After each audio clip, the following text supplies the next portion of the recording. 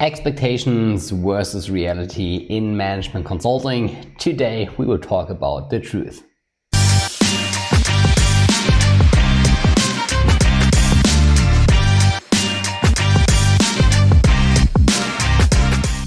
Hi everyone, my name is Johannes and welcome to this channel. Welcome to Mastering Consulting. On this channel I will share the lessons learned from my own current journey in management consulting to help you to become successful at it. And if you're new to this channel, then please make sure that you subscribe to it. Also, please leave a thumb up and hit the bell button. This will help you that you don't miss any new video here. And today we will talk about a very interesting topic. We will talk about expectations versus reality in management consulting. And before we start, let's talk a little bit about how consulting is actually perceived. Because it's a very polarizing industry and there are many myths about it. And there are certainly some things that people think that consulting is like, but reality is a little bit different. So on the one hand, people think that you always have a very high salary. On top of that, you have a very fancy lifestyle and you are part of the business elite, of the management elite. On the other hand, the more negative side, people say very often that you have to work 80 hours every single week, that you have crazy workload all the time, that you are exploited by seniors, and also that you get burned out very, very quickly in management consulting. Well, the truth is that when I started in management consulting, I had kind of the same image and the same expectations. But now, after almost 4 years in management consulting, I can tell you it's a little bit different than people expect that it is. And today I will talk about 5 expectations and I will also let you know if they are true or not. So let's start with the first one. Expectation number 1 is that you work 80 hours every single week. And you see, to answer the question if this expectation is true or not, you really have to understand that management consulting is a project-based business. And what that basically means is that there are very tough times, but there are also times that are a bit more relaxed. There will be project phases, and this is typically often shortly before an important presentation, typically the steerco. And there are phases, yes, where you have very tough weeks, where you have to work 80 hours or more, where you have to do all those crazy all-nighters that the people talk about. But on the other hand, the truth is also that there are many project phases that are much more relaxed, where you only have like 50 hours work weeks, or where you can go home very early, or where the project phase is not that intense. And what I experienced in my own life is that in strategy consulting, the truth is that you roughly work between 60 and 70 hours on average. But again, you will have peaks where you have to work more, but you also will have those phases where you work less. If you work for other consulting firms like the Big Four, for example, it's typically more somewhere between 40 or 50 hours. Based on data, if you do some research, and also this confirmed by many of my friends who worked there.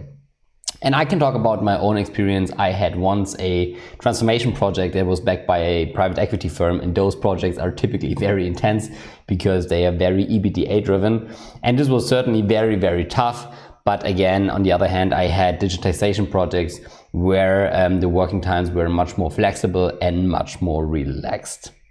So let's talk about the second expectation. Let's talk about the expectation that as management consultants, and especially as a junior consultant, you are exploited by the senior staff.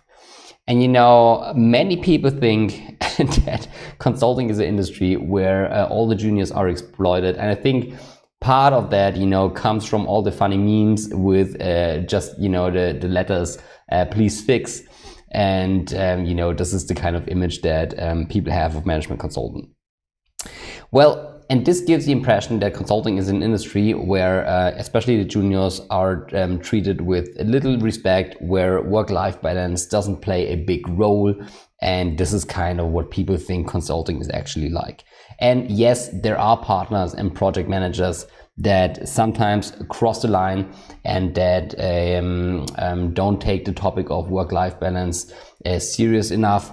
But this is really the minority, okay? And this is very important. If you take a look at consulting and also based on my experience, most partners really, and also most project managers really take care about their team. They really think that work-life balance is important.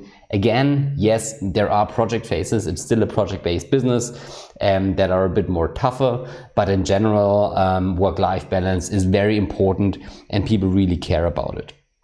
And you know, in my company, for example, and this I know that this is true for many other companies as well, project managers and partners, they really get called out by the senior management of the company if the working hours are too hard, if they receive negative project feedback, because they realize that, you know, in order to get those highly qualified people that they need as consultants, they really need to invest also in a good and healthy culture, and they also invest in the long-term development of their personnel. And especially over the past years, we really see that work-life balance became a more and more important topic. So I think this is not a big issue anymore, and don't think that you get exploited as a junior consultant. No, people will take care and make sure that you have a healthy work-life balance as far as it is possible. Let's talk about another expectation that many people have. And this is that you as a consultant, that you have a fancy lifestyle and that you only have fancy projects. You know, and people sometimes think that once you become a consultant, you only fly business, you only travel to very fancy hotels, you are in the nicest cities across various continents. You fly to New York, Singapore, maybe Berlin, London, and you know, just have this kind of fancy jet setter lifestyle. Also, people think that in consulting, you just work with the top management, only the largest and best performing companies in those large skyscrapers, and work on, you know, the newest strategic developments of those companies. And yes, part of it is true. So especially in strategy consulting, there is a certain fanciness in the lifestyle. So people invest a lot of money in comfortable traveling. But I made a video about that. This is also to keep the consultants productive, okay? And on the other hand, yes, there are fancy strategy projects that you have with the top management, and there are great growth opportunities for junior personnel. But there will also be projects where you are somewhere or in the middle of nowhere, okay? So I once had a project where we had to do a footprint optimization, and we had to fly to, it was a very international project, so we had to fly to Poland, to Spain, Hungary, so all across Europe. But the client sides, they always were in the middle of nowhere. So we had to fly to the airport, and then we had to drive like 2.5 hours with a rental car to get there. And believe me, in the countryside of Poland, there are no fancy hotels. There are no fancy restaurants that you can go to. And there the lifestyle is everything else but fancy, okay? And you should expect that as well. This can always happen.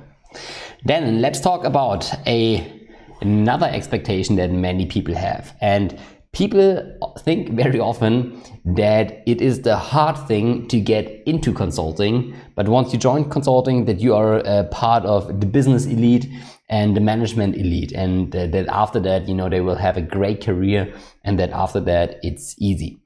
And yes, we can say that, it's very hard to get into consulting, because you have to have great grades. You have to come from one of the top universities, probably.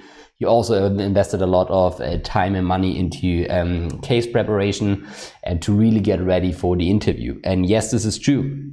And it's also true that once you are in consulting, that especially after it, you will have great opportunities, great exit opportunities. But you also have to be aware that there will be setbacks and that your learning curve just has begun, okay? Because getting into consulting is something completely different than getting or becoming a good consultant, okay?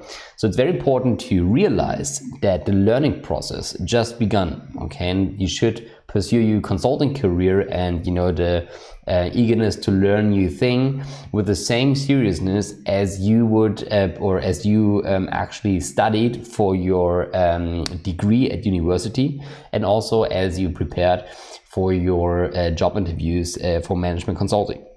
And believe me, there will be throughout your career one point where you really get to your limits, where you really realize that you have to work on something, where you really have to change something on yourself. And this is typically not easy for people, especially in consulting, where most people tend to have a very high performance career, where they tend to have very good degrees, very good salary at the beginning, and typically those people never really had to deal with large failures. Okay, but believe me, in consulting, it is designed that you grow as fast as you can, and there will be some point where you get to your limits. Okay, so be prepared for that. And I certainly can talk about my own experience. So my first 2 years in consulting were very, very successful, and I got promoted very quickly, but I definitely had some work to do to become a project manager,